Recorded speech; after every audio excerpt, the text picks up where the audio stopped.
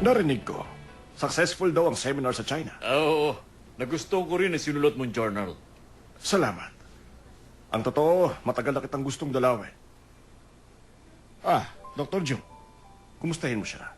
Siya si Dr. Hermie Lee, ang chief ng surgical department.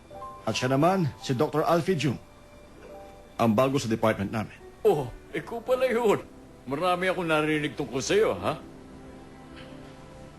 Ako po si Alfie Jung. Nice to meet you. Narinig ko magaling ka raw na doktora. Tama ba ako? Tama. Ayaw nga siya pakawalan ng eskwelahan niya eh. Nahirapan nga akong dalhin siya rito.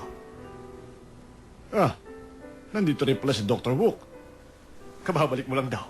Oo, doktor. Kamusta na po kayo, sir? Mabuti naman. Bakit nakatayo lang kayo? Magkumustahan kayong dalawa. Oo. Kamusta ka na? Mabuti. Ikaw, kumusta na? Oh, ay magkakilala pala kayong dalawa. Siyempre, Dr. Lee. Pareho silang naging estudyante ko. Matagal na magkakilala ang dalawang ito.